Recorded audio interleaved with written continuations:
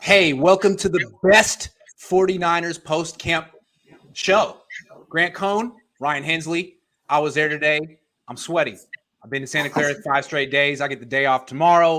Let's recap what happened today and what happened the first 4 days of camp. And before we get into like the minutia of the day, I want us to take a step back and revisit what Nick Bosa said about Trey Lance yesterday. When Bosa talks, he talks in this very like laid back surfer way that you sometimes don't even pick up what he's saying.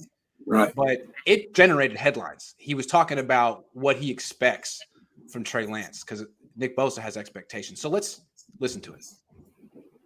Sid is always the same as a defense, but I think he's in probably the best position you could be in as a first-year quarterback with a defense like us and a good O-line and a bunch of weapons, Ayuk, Debo, and George and everybody else. So he's got all the help. He just needs to I'm not going to give him advice like I'm the QB coach, but I think if he doesn't make big mistakes, then we're going to be in good shape. Okay. What did you think of what Nick Bosa said in those 30 seconds? Well, first of all, I had to go back and watch it because honestly, I tune out for Nick Bosa. He's got this Keanu Reeves and Point Break vibe to him.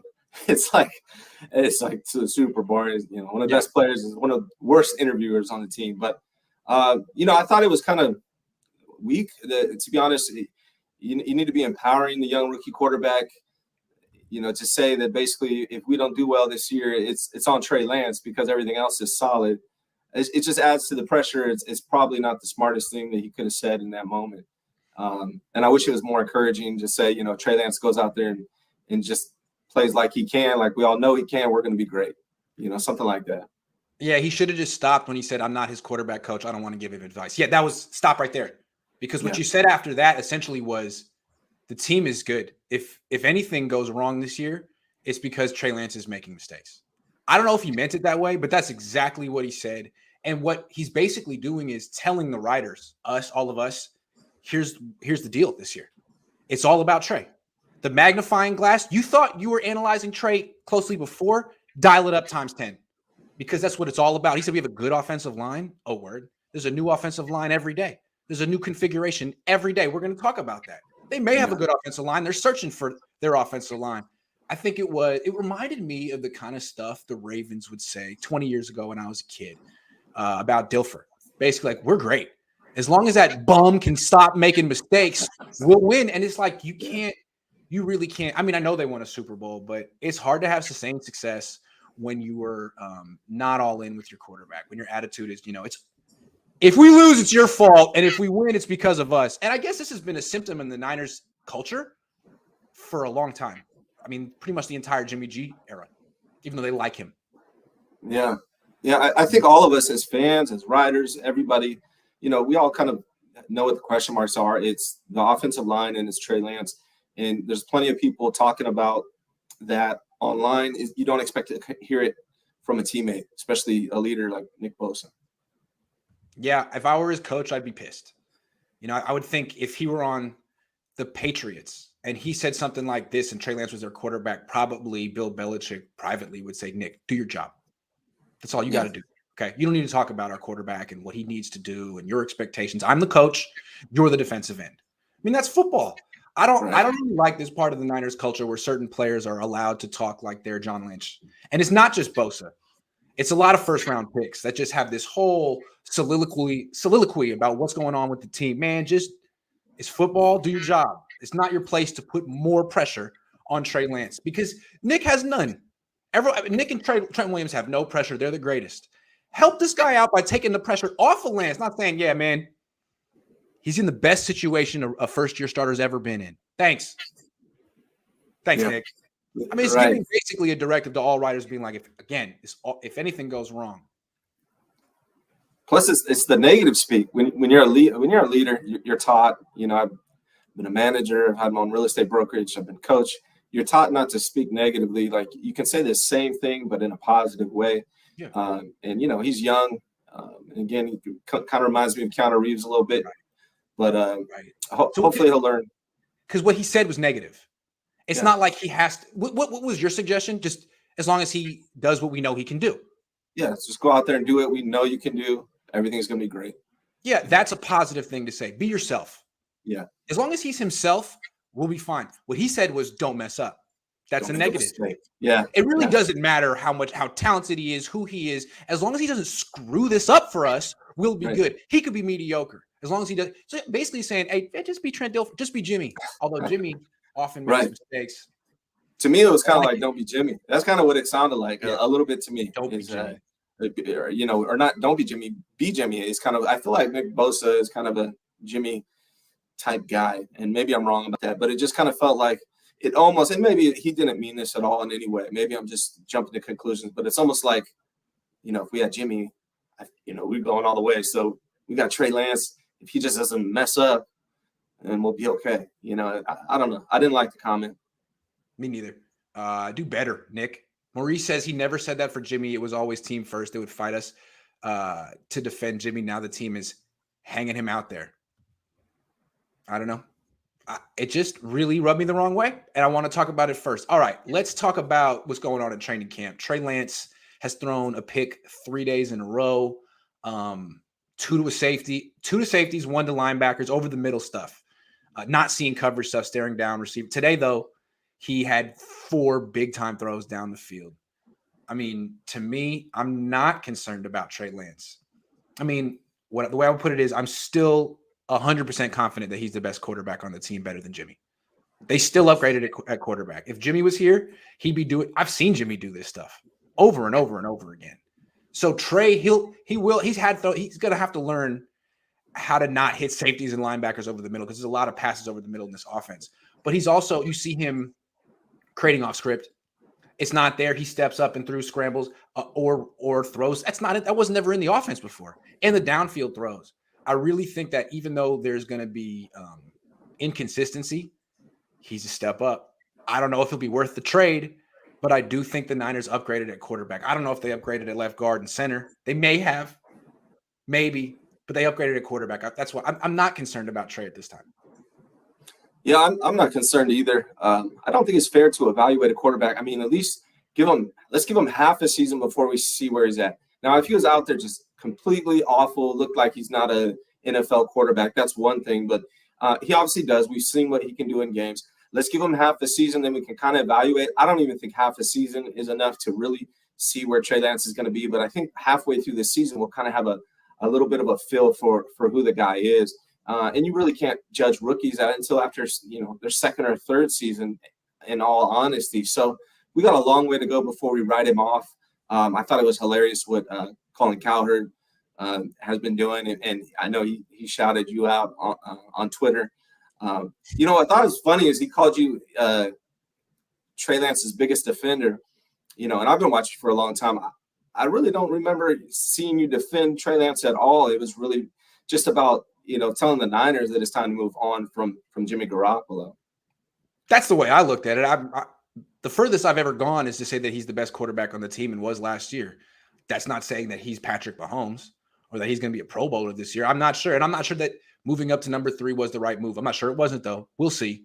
But let me just be real clear. When Cowherd talks about Trey, it's always about his accuracy and his arm fitness, basically his arm. His strength, all of it.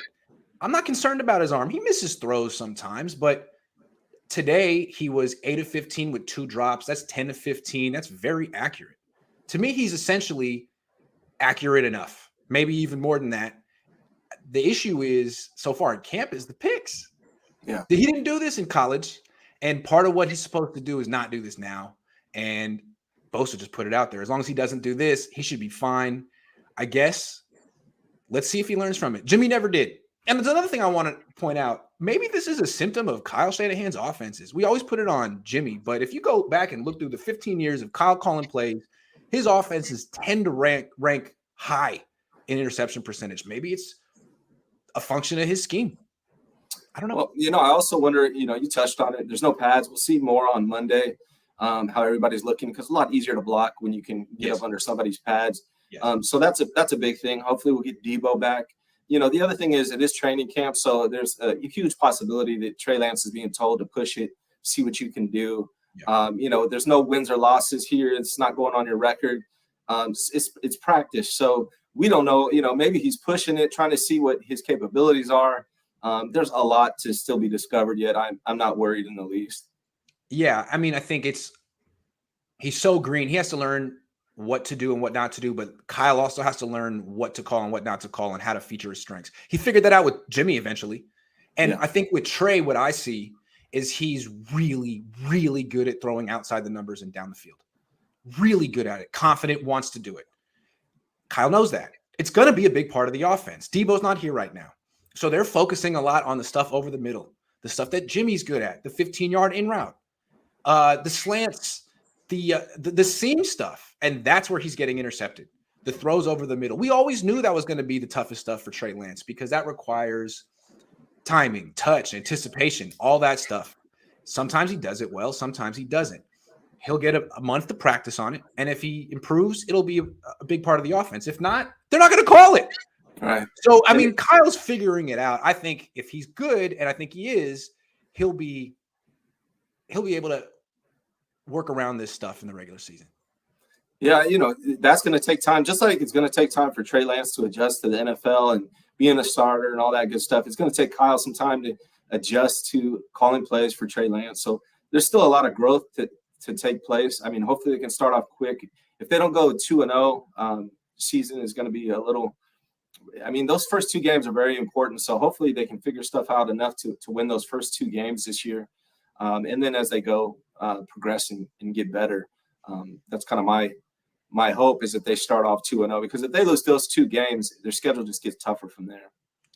Here's why I put Lance in the good section, not the not so good section today, despite throwing an interception. Interceptions are bad, but they didn't put him in the red zone. He couldn't offset it with touchdowns. He offset it with big plays. He had a throw to Kittle, who was running stride for stride with Moore. He wasn't really open. Threw it with touch over his shoulder, hit him. There was like no window for it. Great throw. Then there was Ayuk running a corner route against Trevarius Ward. Not a big window there. Lance threw the ball before Ward made his break. He was 25 yards down the field and hit him right at the sideline. I mean, there was no window for it. He makes really nice downfield throws for a guy with accuracy issues. I mean, it's not like Jimmy missing Kyle Juszczyk in Tennessee. He makes some throws where you're like, whoa, what an arm. They said 45 yards in the air. Is that accurate? Or that sounds right. I mean, it's hard to judge it, but it was a wow. Yeah, and hopefully they'll put it out on Instagram later or whatever so you can see it. Do you remember Jimmy making? I'm trying to think if Jimmy's ever hit a 45-yard throw. Not even in practice. It's just a constant stream of 5, 10, 15-yard throws all the time. Good for him. But, I mean, the book is out. Tired of that. Yeah. Anyway, it's fun to watch Trey Lance come to practice and do this stuff. It's not like he's trying to just get by. He's attempting very difficult throws. Yeah. He's making a lot of them. So I'm not concerned. Right. Yeah, I'm not concerned at all either. The Jedi says, why is everyone surprised the first-year starter is having ups and downs? How is this news? We predicted these issues when they didn't start him last year. True. Yeah. True. Jacqueline Knox, thank you. $1. Appreciate you. She says, Trey is doing okay to be a rookie. We got to give him time. I thought today was his best day. He hasn't had a lights out, I'm a Hall of Famer day, but I don't think we're going to expect that anytime soon. Yeah. And the pass rush, from my understanding, has been really, really good. And again, this whole 11 on 11 with no pads is kind of a joke. It's so heavily slanted towards the defense, if you think about it. It's hard to block someone, let alone maintain the block. You can't grab anything. So, like, play action, that's not going to work. Everyone is in the backfield by the time the quarterback turns around. That's going to change when the pads goes on. Let's see how he does. I mean, these kids in high school, they do these 7-on-7 AAU things. They never do 11 on 11. It's kind of the only time you see 11 on 11 no pads is in the NFL training camp. And it's like in the past, it used to be like a day or two, and then pads went on. Now it's 4 or 5 days because they're all just like, let's not get hurt. And I get it, but I mean, this is the kind of stuff that this is what your offense looks like during that time. And again, when Trey was playing really well in minicamp and OTAs, it was about 50-50 11 on 11s and 7-on-7s, and he was lights out in 7-on-7s. Mm-hmm. Which is, of course, there's no pass rush. There's also no scrambling. There's no play action. There's no moving out of the pocket. So it has its own set of difficulties. Let's talk about Jimmy G. Our boy Marco Martinez, who's plugged in, says that he hears the Giants are interested in Jimmy Garoppolo. You know, they have a new coaching staff. They brought in Tyrod Taylor, but they inherited Daniel Jones. We don't know how they feel about Daniel Jones. No one really seems to like Daniel Jones. I mean, come on. He seems like he's headed toward being a backup, and he's their starter now, apparently struggling. Maybe. Do you think the Giants might actually trade for Jimmy to be their starter? I was thinking they could trade Tyrod Taylor for Jimmy. Might maybe trade Daniel Jones for Jimmy, and the Niners could have Daniel Jones as their backup or something like that? I don't know, maybe. I don't know. I'd like to see. I personally would rather see Tyrod Taylor. Me too. But I think honestly, Jimmy is probably better than both those guys. So I could see Giants having an interest in him. If I'm a GM, we've talked about this the last several shows. I'm still not trading for Jimmy. I think the longer this goes on, the more likely he's going to be released.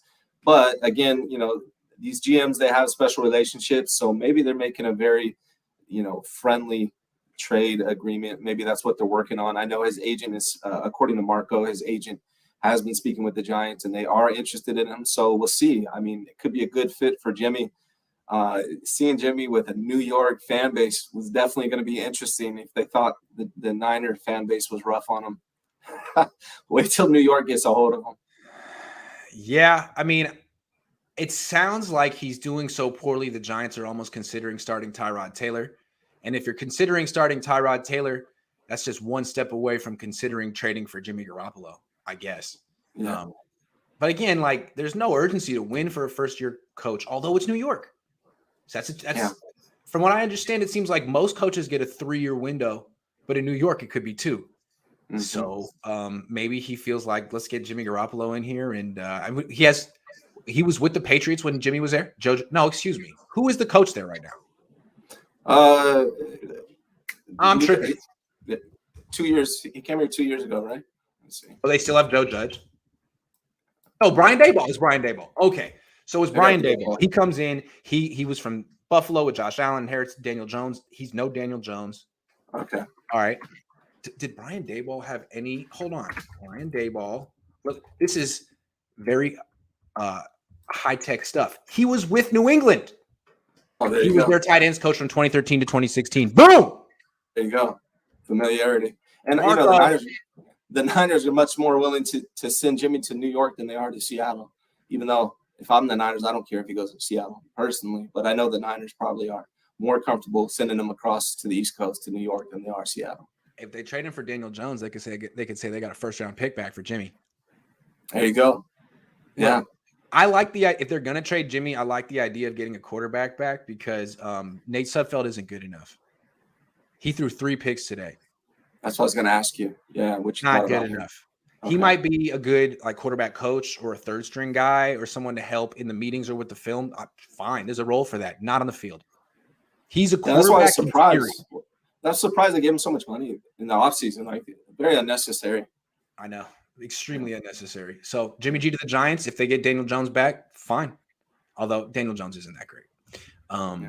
Let's talk about these running backs. It's kind of unclear how the Niners are going to reshuffle their carry distribution without Deebo Samuel in the fold. I'm still skeptical that Deebo Samuel's going to just disappear from playing running back because they tried that last year and they lost a bunch of games and had to do it by necessity. And the thing about – here's the thing. I love Elijah Mitchell. He's really good. But he can't hit the outside like Mostert did. And the reason Deebo played running back is because Deebo can. Deebo's hella fast. That's a technical term. He's hella fast. Elijah Mitchell's really good, but not hella fast. So Deebo's not playing running back anymore. Who is the dude hitting the outside runs? You tell me. Oh, it's going to be tough. I mean, supposed to be. It's going to have to be Deebo. I mean, it might. I know they're going to try to do Elijah Mitchell. Somebody said Trey Sermon was taking a lot of reps today. Man, he runs a 4.6. If anyone's going to get to the edge, it's supposed to be Ty Davis Price. Yeah. He runs the 4.5. I like him. He's decisive. He's big. He runs hard. I don't know if I see that, though. I don't know if he's going to be hitting the outside like that. And if he doesn't, then Deebo, come on down. Learn to love playing running back, man. Sorry. Unless if you want to win, you'll do it. If you want to make as much money as possible, and it is a business, you won't. Yeah, I think it's going to have to happen. I mean, I don't know who they're going to replace it with. I heard Danny Gray and McLeod on some end arounds today. Is that accurate? How did those guys look? At that part, I know Danny Gray's. What did you say? They weren't Debo. Ray better than Danny. Danny, when he moves, reminds me of a slower Marquise Goodwin. I'm sorry, I'm not really in on Danny Gray yet. He has 2 catches in camp, and when it's not a deep ball, he catches it with his chest and it bobbles. When it is a deep ball, he's not getting open that much. I mean, they keep trying to get him they call deep passes to him every day, not necessarily for anyone else. And he's caught one out of like 4 or 5. I don't know. I'm skeptical. It's early. Yeah, still rookie, still young. It's like he just doesn't like Debo can do it. He can do that stuff because he's built like a running back and he runs hella fast. Like Danny Gray is not built like a running back. Ray is not built like a running. They're little. I don't know. Yeah, those compact guys like Debo, he's not like super short or anything, but he's built like a bowling ball, and he's really, really. Those guys are really hard to tackle. I mean, I only played football in high school, but I remember trying to tackle guys like that, and it was rough. And it feels like the speed he generates in the first 10 yards is extraordinary. Yeah, it seems like it. I want to see if I know Mitchell can't do that. He's good, but that's not his game. The whole reason that Debo is doing that is because he could do it. None of the other running backs can't. So they drafted Ty Davis Price, and he ran a 4.5 or better, I think. I haven't seen the burst on the field yet. Let's see it in a preseason game. I watched the tape. It looked like he was doing a lot of between the tackles running in college. Doesn't mean he can't do it, but if he can't, Debo, you got to do it. It's because all the best blockers are on the edge. Trent Williams, McGlinchey, Kittle, Juszczyk. Those are your strongest blockers. If you have any running back with a little juice, you can get 4 or 5 yards without getting touched. So who's your 1, 2, 3 right now? Well, it's not that way in camp because in the first week it's all seniority, but I think it's going to shake out. They're going to hope that it's Mitchell and Ty Davis Price. I think they're hoping that Ty Davis Price can take the Debo role. He's the same size. He's the same height, weight, speed as Debo. But there's a certain playing speed that's different than time speed. Debo has it. I don't know that Ty Davis Price has it. We'll see on that. I guess I'm just curious. And we'll see more when the pads come on too. That's a different thing. I think Kyle had a good quote. He was talking about when guys know they're going to get hit, which you don't see until preseason games, sometimes you'll see differences, right? When they know they're not going to get hit, they run one way. When they know the hit's coming, they may run a different way. So we'll see more in the preseason games. I think Ty Davis Price should do really well when it comes to that. He seems like he's got that contact courage that Debo has, that he's going to run hard like that. Again, I just want to see, can you take advantage of the Kittle block? Yeah. Because Mostert could, Debo could. And if anyone that can just averages 6 yards a carry by default. Sorry. Yeah. Big Flav says practice means 0. QBs throw balls they never would in a game. If Trey proves he can win, no one will care about his practices. Trey gets better going against our D. More concerned, the opposite isn't true. So he means if he was being too cautious. In the first practice, I was going to ask you next time we talked, but it seemed like that changed the next day. But I was a little concerned that he was being too cautious as well. Maybe that's what Flav's talking about. But in the first practice, it was a little bit of just get through the day. I see what he's saying. I wouldn't say practice means 0 though, but it requires a ton of context. I agree with that. Yeah. Just trying to ruin my entire money-making operation, Flav. It means a lot. Tune in every day. All right. Let's talk about the offensive line. They're searching. But today they got their offensive tackles back. Trent Williams, Mike McGlinchey. I mean, one's solid, one's great. That's important. What's the rest of the offensive line going to look like? So far, every single day of camp, they've had the same guards, which is surprising to me. Banks on the left, Burford on the right. I wasn't expecting that. And then at center, they keep switching off Brendel and Brunskill, but it seems like Brunskill's probably going to get that job. So my best guess as to what this offensive line is going to be week 1, barring injury, is Trent Williams, left tackle, Aaron Banks, left guard, who's actually holding his own. Brunskill at center, who's a solid guard. I think he's holding his own at center. We'll see. Burford to be determined, and McGlinchey, who actually did pretty good today. So my biggest questions are Aaron Banks and Burford. Can you talk about what you're seeing from those guys? From Banks, he seems to be holding his own. I haven't focused in like solely on him, but I haven't seen the left side of the offensive line get caved in when there's pressures coming from the right side. Generally, Jalen Moore, who wasn't playing with the starters today, and Spencer Burford. I know they like Burford. He's really young, and I'm a little skeptical that a 22-year-old left tackle can play right guard as a rookie in this league, but maybe he can. He'll get a shot. I mean, he'll get a shot. McKivitz will get a shot. Everyone will get a shot. He's getting the first shot. And he may end up being their starting right guard next year. I think he'll probably be it next year, maybe this year. But that's the biggest question. Right now, it seems like Banks and Brunskill may end up being solid. They may like solid being like acceptable. Yeah, from what I've heard, Banks has definitely improved over last year. So that's a good sign. And Burford, he's probably out of everyone fighting for that right guard spot, he's probably the best athlete. I would imagine. It seems like so, pulling for the guy, but he's definitely very young. So, we before this all started, we were really concerned with the offensive line. Are you still concerned with the offensive line, or do you feel better about it, or what are your feelings? I'm still concerned. I think McGlinchey's outing today was encouraging in that he played a lot for a guy in his first practice back. He was on the field with the first team offense in 11-on-11s a lot. Not every play, but more than half it felt like. And he was going up against Bosa and holding his own. Like he looked like Mike McGlinchey. If they could just get pre-injury Mike McGlinchey, that's solid. I still need to see more from those three guys in the middle. Like Banks, you're looking good right now. That's great. Burford, you're having some ups and downs. That's great. What's it going to look like when you get singled up on Aaron Donald? That's good because that happens twice a year in this. You know what I mean? Like Brunskill actually held his own, but now he's playing center. What's that going to look like? How are snaps going to be over? All that kind of stuff. So I think there's reason to be encouraged at all three of those interior spots, but still big questions. And Brunskill stayed after with Trey Lance to work on snaps. Good.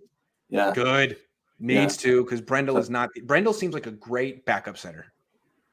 Yeah. Well, the fact that Brunskill is doing that, it may not mean anything, but maybe it does mean something that he's leading the way. I don't think Trey Lance knowingly would take extra snaps with someone who's not going to be under center. So it may be a good sign for Brunskill. Maybe if he plays center well, he gets himself a second contract with this team, because it seems like they're prepared to let him go next year. They have so many guards that they've drafted that could take his place, and they haven't given him an extension. He's got 1 year left on his deal, but if he could play center at a high level, they need that. What have you seen anything from the his name slips me right now, the rookie center that we drafted, or we didn't got him undrafted. Donovan West. Yeah, he's been the center with the third team. He looks good so far. He looks fine so far. When the pads go on and they do one-on-ones, I'm going to chart every single rep and put it in a spreadsheet. Maybe not a spreadsheet. But I'm going to. Yes. Shout out to the spreadsheet. Me and him have been having some good conversation. He's a good guy. Good. That's great to hear. He's cool. Shout out to him. Shout out to spreadsheets in general and Microsoft Excel. Anyway, that's the configuration of the line. I'm curious. I know who I think is the best player in camp. I think it's not even close. Mm-hmm. Based on what you're reading, who is your sense of who the best player in camp is? I've heard a lot of opinions. I find it hard to believe that he's the best. That's great to hear he's doing good. But there's what I'm hearing and what I probably would guess. What I'm hearing is it's Charvarius Ward from multiple people. What I would guess is Keanu Reeves. Nick Bosa is probably the best guy out there. Yeah, it's Keanu Reeves. It is definitely Keanu Reeves. It's Keanu Bosa. I like Charvarius Ward. He picked off a pass today and tipped one that got picked off. He's really good. Yeah. But Bosa is so good that they essentially can't practice with him on the field unless the Niners have their starting offensive tackles out there. Like today, it seemed to me, I could be wrong, but every time I looked up, when Trent Williams and McGlinchey were on the field, which was like 50 to 60% of the time, Bosa was out there. When those two sat down, because it was their first time practice of the offseason, Bosa sat down. Because as I saw the last few practices, what is the point of even trying to execute a play when you have Colton Kivitz blocking Nick Bosa? I mean, you might as well – you know what's going to happen on this play. It's going to get blown up immediately, and the quarterback's going to run around. It's going to be, that's what it is. So he ruins practices. He's that good. You almost have to sit him down just so other people can do their thing. Yeah, I've had, when I coached basketball, I had 2 players that were just by far better than everybody else. I just sit them, like, go sit down, go shoot free throws on the side because no one else can even practice. They're not getting better. It's just you are the show. And it sounds like that's what Bosa is. I mean, the guy is phenomenal. So I don't mean to just make fun of him. I apologize if you saw me kick my ass. So I just want to say I'm glad to hear Nick Bosa is being Nick Bosa. It's good to hear Charvarius Ward's doing good. And Emmanuel Mosley, I've heard, is doing really well as well. He is. Mosley might even be doing better than Ward. They're both doing really well. Haven't faced Debo yet. I just want to say it's interesting. Bosa, to me, just ruined day 2 of camp. He was a wrecker. Then the next morning, I was like, hey, Kyle, do you ever just consider sitting Debo and saying, like, hey, man, go get a cup of water. You're great. We need to practice football now. And he's like, nah. That day, Bosa didn't practice. And then today, Bosa was really only out there when Trent Williams and McGlinchey were. So I want to say, Kyle, I'm on the salute. I'm on the same page as you on that. Good call. Yeah. That guy's going to make a lot of money next year. All he has to do is stay healthy. And that's a big thing for him. But, yeah, man, he is if he stays healthy, he's probably going to be a Hall of Famer. And I said the Niners shouldn't draft him. So, hey, I was wrong. There you go. All right, let's talk about Javon Kinlaw. He made his offseason debut today.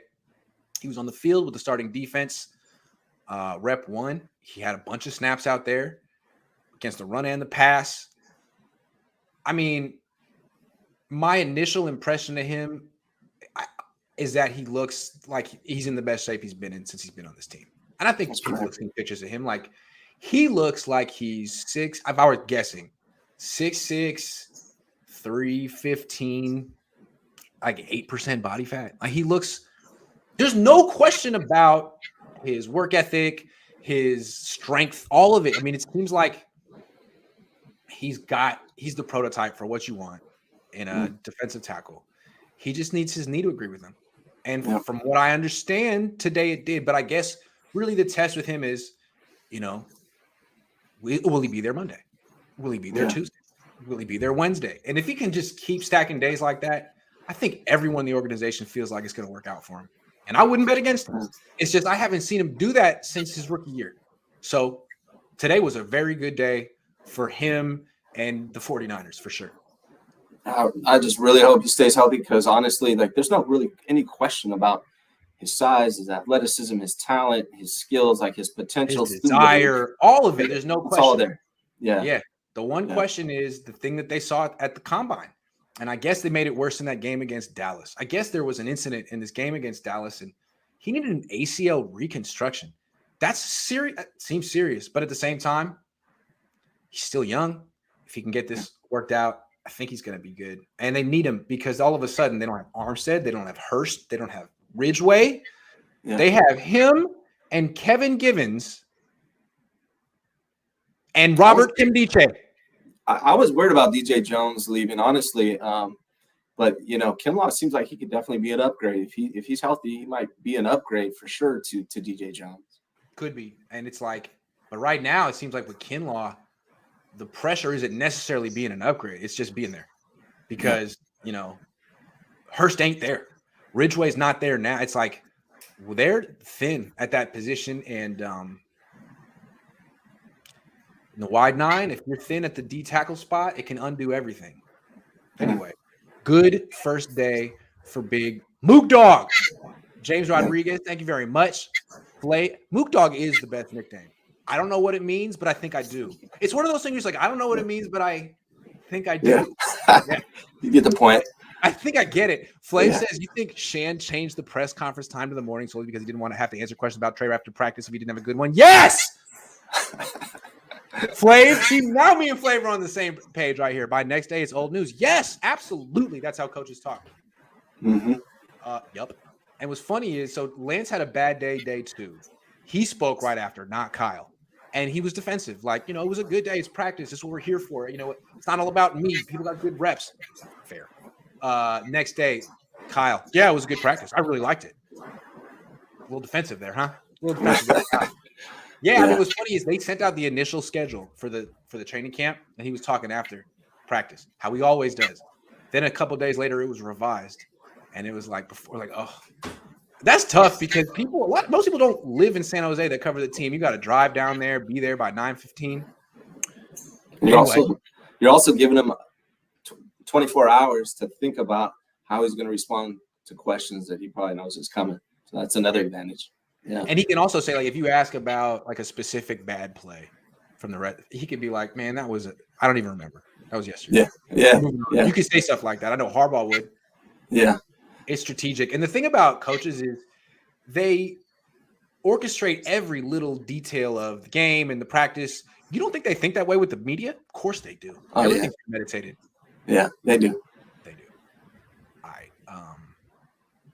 The number 2 tight end spot. This is interesting to me because it's been Dwelly for a while. Last year it became Charlie Warner, but this offseason he had core muscle surgery, which is very serious. And I haven't seen him one day. So I don't know what's up with him. I wouldn't necessarily expect that he might be on PUP to start the season or the whole freaking who knows.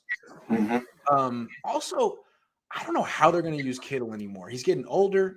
Do they want to save him for the postseason? Are they going to manage his snaps? Is he going to get 150 targets? I don't know.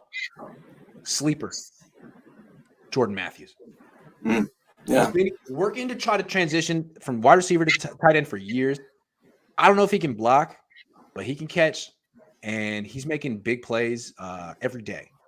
Jordan Matthews, sleeper. Yeah, I'm excited. I like tight ends that are more like, receiver heavies, like Travis Kelce. Like those are the type of tight ends I like more than just a blocking tight end, because you could put an extra lineman on the field to do that for you if that's what you really want to do. Having Jordan Matthews transition from receiver to tight end is super exciting because he's going to be able to run routes. He's got speed. He's got hands. I like that. And, if you add, Ross Dwelly in there, there's a bigger guy. So if those are your 3 tight ends, it's a strong group. And, from what I've seen, George Matthews, he's definitely he could possibly be more explosive than Kittle on certain routes. So it's exciting to hear, hopefully that is the case. Yeah. I mean, I don't know if they'd keep him as a number 3 tight end, but if they keep 4 tight ends, I think they might keep him. It just seems like 2 years ago they had Jordan Reed on the team. Remember Jordan Reed? Yeah. He was kind of washed. It was his last year, and he was still a good receiver. He caught a bunch of passes that year, but he was not a blocker. Like, they put him on the line sometimes, but he wouldn't even pretend. So if they were cool with him, yeah, I couldn't imagine that he was that much better of a blocker than Jordan Matthews. I think Jordan Matthews might actually try. I didn't see Jordan Reed try. Sorry, Jordan, if you're watching, but I don't forget 2 years ago, I didn't like your effort on those. Sorry. Jordan Matthews. I got another question, not a tight end question, but I got another question for you. It's all right. Can you tell me about the receivers? I know Ayuk's doing okay, doing his thing, but like, is there anyone else jumping out at you? I know we got Debo, got Ayuk. I'm a little concerned about the wide receiver positions. That's why I'm asking. If one of those 2 guys goes down, who's your next option? Yeah, that's a good question. I mean, I feel like Debo and Ayuk are a terrific starting tandem. And I think Juwan Jennings is a good, maybe that's strong, but a good number 3 wide receiver, a solid number 3 wide receiver. He's not a number 2. He's a slot possession receiver. Yeah. And he's been a number 2 all offseason because Debo's not there. So that's the thing. I don't think they're not built. They don't have depth at wide receiver. They want to have depth. They brought in Danny Gray and Ray Ray. Those guys, Ray Ray's a good number 4 wide receiver. Danny Gray looks like, I don't know what, like a rookie that got drafted, like not a contributor yet. Yeah. So they need Debo and Ayuk and Juwan Jennings to be healthy because they're all good in their roles. Yeah. I honestly, I'm hoping that we can get rid of Jimmy and we could add a free agent receiver or something, because I'm concerned about that position. I think between the interior offensive line, the receivers, and Trey Lance, those are the 3 positions where I have the biggest questions heading into this season. I think Trey Lance will be fine. The offensive line, I think they'll be okay. But if we lose a receiver, particular Ayuk or Debo, that concerns me quite a bit. So I'm hoping we can add a free agent receiver, or that one of these younger guys steps up. Have you seen anything from Tay Martin? No. I haven't seen him catch one pass. Okay. Now, again, when the pads go on, they'll do one-on-ones. He'll get up. I'll be able to look at him directly. Right now, I'm like, well, if you didn't catch a pass in 11 on 11s, I didn't see it. But he might have been open. So there'll be another moment of truth for him. You can't just judge undrafted rookies by whether or not they're getting balls in team drills because maybe they didn't get the call, the play call. So haven't seen anything yet. I wouldn't write him off yet, but I couldn't tell you. I know his number is 83. I'm looking. I'm waiting. Yeah, he's a big body, so he is. He is. It'd be nice if he would, make an impact. There's a lot of time. I like the one-on-one drills. I know it's not real football, but it's a moment of truth. You and another professional player. Who comes out on top? It's fun to watch. I like it. Well, this is my third basketball coaching reference for the day. I apologize to everybody watching, but we do one-on-one drills in practice, and it's one of the most revealing drills that you can do. And I think the exact same thing for football. When are the one-on-one drills supposed to happen? Well, I mean, as soon as the pads go on, really, like usually the way they do is they'll be 7-on-7s. Well, not even. They could do 7-on-7s with the offensive lineman and defensive lineman doing one-on-ones on the other field, or they could have the entire team doing one-on-ones at once. So they'll have the quarterbacks split up, although I don't know if they have enough quarterbacks to pull that off this year. But they could have wide receivers and corners against each other on one field, O-line, D-line on another field, and then linebackers and safeties against running backs and tight ends on a third field, which sucks because as a journalist, you got to pick one. Yeah. Or maybe pick one and keep your eyes peeled for another, but it's hard. You can't really see everything. So I usually go to the one where people hit each other. It's human nature. You know what I mean? They're hitting each other over here and they're 300 pounds. Like I can't not watch that. Yeah. 3 cameras. That's what it's. Yeah, I wish. It's the most violent part of camp. So in a sense, it's the most revealing. Although those wide receiver cornerback stuff, like, is very important. The fact that AJ Jenkins could never win, that's all you needed to know. There's no way you're going to win in a football game if you can't beat undrafted rookie free agent corner in a one-on-one drill, man. Come on. Yeah. Put everybody one-on-one with everybody, and you can just look at it, track the numbers, and it reveals everything. Honestly. Yeah, it does. Khalil says, I think we see more picks by Trey now because Kyle is telling him to try things and to get a feeling for passes that he might not throw in a game. I'm starting to get a feeling that Kyle is the kind of coach who's like, hey, here's the call. Here's going to be the coverage. I want you to go here. Here's the call. 85% is going to be covered 3. I want you to go here. And that's why you see Jimmy, Mullins, Hoyer, Beathard, now Trey forcing these passes. You're like, dude, what were you looking? How did you not see that? Well, maybe it was like Kyle was like, you're dead to me if you don't throw this ball. Yeah, it wouldn't surprise me if he's telling him exactly where to pass. I mean, that's kind of fits the bill. Yeah, man, because sometimes like Jimmy would do something. I was like, dude, are you blind? How did you not see that? But then Trey's done that 3 days in a row. And I'm like, wait a second. This is what is the common denominator here? And again, if you look at Kyle's record, go to coaching record, Kyle Shanahan, look at his offenses, interception percentage. It might just be a side effect. You know, like the Kyle Shanahan offense, if it's a commercial, it's like, oh, big plays. Do you need big plays in your life? Do you want points? Great. We have the offense for you. Side effects include lots of interceptions, game crippling turnovers. It's like, that might just be, you know what I'm saying? Yeah. It looks good. It looks good on Sports Center. It gets people paid. But you know what I want to see from Kyle, man? More than anything, this is another subject. I apologize if I'm taking too much time here today, but Kyle Shanahan, I need to see a top-notch offense. We haven't seen a top-notch offense from Kyle Shanahan since he was the coach of the Atlanta Falcons. That's right. So, we need to see that this year. That's important for me. It's true. I mean, he's really been surviving based on defense. Yeah, the offensive genius is just surviving based on defense, and it sounds like the defense is stronger this year so far. So I'm curious. You said you'd like to see them bring in another wide receiver, dude. They signed a guy and drafted a guy. And when I say they, Kyle did. Ray and Danny Gray, those are his guys. And so far, I'm like, I mean, cool backups, definitely solid backups. But what if someone gets hurt? You can't have Ray start. You can't have Jawan. Now, Jawan would start. But he runs like a 4.7. It's not a starting wide receiver. That's a nice part-time player in rotation. Would you sign OBJ?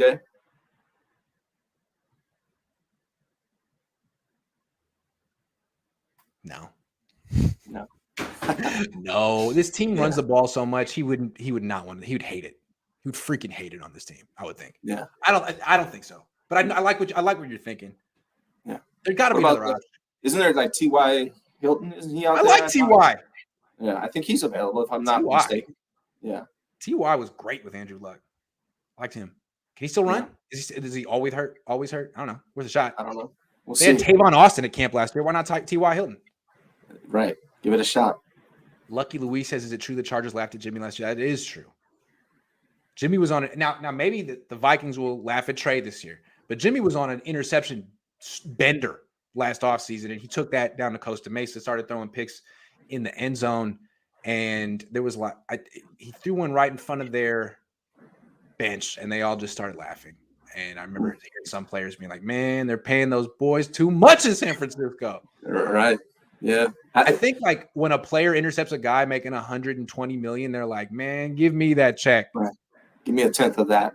Give me some of that. Who is this guy? All right. Press conference pro says, what's the name of the reporter who thought Elijah? I'm not saying. It could happen to anybody. And I wasn't there for it. I left to film my practice report, but damn. That guy must be having a bad day. That's right. Yeah. But it happens. One time, my first year on the beat, I asked Greg Roman a question about Darren Sproles thinking the Niners were facing the Saints that week and they were facing the Ravens. So he answered the question like, yeah. And he was like, what is this guy talking about? And that was mortifying. So yeah. It happens. It happens. Reporters make mistakes, just like quarterbacks sometimes throw interceptions. And I think it's another thing, Grant, I think it's really important to reiterate that Jimmy Garoppolo threw 5 consecutive interceptions in training camp. So people can relax about Trey Lance throwing a couple here and there. I just think it's really important to reiterate that to everybody. Yeah, and I want to also reiterate the picks are coming on the throws over the middle. 2 to safeties, 1 to a linebacker. These are the Jimmy throws. The 15-yard in route, that's Jimmy's best throw. It's a big part of their offense. They got to know if Trey can do it. It's definitely not his strength right now. And he's improving at it. He sticks it sometimes. If he continues to struggle, they won't call it as much until he improves. So it's definitely something that they're determining whether they can use. Yeah. Because, again, he can throw the hell out of the sideline stuff. Yeah. Really rough. How much time do you think the first unit's going to play in his first preseason game? Less than 2 weeks from now. None. I wouldn't be surprised if these starters don't play hardly at all. He was going on and on about it. They have like 3 games in 12 days. He's pissed. But then also, after that third preseason game, apparently they have 17 days between that and week 1. So what I'm thinking is they're not really going to install the Trey Lance offense in front of the media. They're just going to install the basic stuff, and then they'll have 17 days to put in all the specific stuff that they don't want us to see. So that's pretty cool. Yeah, I mean, Kyle's known for being vanilla during the preseason anyway, so it wouldn't surprise me if we don't see anything. True, and it wouldn't surprise me if week 1 we see a bunch of stuff that I didn't report on or see in camp. I'm like, what the hell was that? Yeah. Like, for example, I don't want to get too I don't want to reveal too much, but yesterday I saw them. Before they do 11 on 11s, they'll practice different things, install different things. They were working a lot of pistol. Now, they haven't done any pistol in 11 on 11s, but we know that's in the offense. Jimmy would line up in the pistol. There was the whole RG3 era. That's going to be here. They haven't shown it yet. They've practiced it, but they haven't shown it in 11 on 11. So get used to, get ready to see things you haven't seen in a while. It's going to be really cool. Yeah, I'm looking forward to it. This should be the most exciting season, whether they do good or not. Seeing Trey Lance out there, not Jimmy, is going to be nice for me personally. So I wasn't at the press conference. Jawan didn't know what rapport means. Look, fair enough. Rapport is a terrible word. It's a French word, and it's one of these words that people only use in freaking football. Like, you never talk about your rapport with someone. It's like a relationship, but in football, it's a rapport. I don't know what the hell a rapport is. Can you spell it? Can you use it in a sentence? Yeah, just say relationship. Yeah, I think it's a dumb word. So I don't fault Jawan. Yeah. You don't have to know dumb words. It's a dumb word. Dumb word. Yeah. Anyway. Yeah. Ryan, fun show. Yeah. Thanks for doing this to me. Yeah, man. I know you've been busy, so enjoy are you taking a day off tomorrow? I mean, nah. I'll be home. Yeah. I'll do a Cohn phone in the morning. Come fun. But yeah, man, the grind goes on. It's football season, baby. We gotta give these fans what they want. Yes, sir. Yeah. All right. Thanks for watching, everyone. Thanks for taking some time out of your Saturday. Go enjoy yourself. I'll see you tomorrow.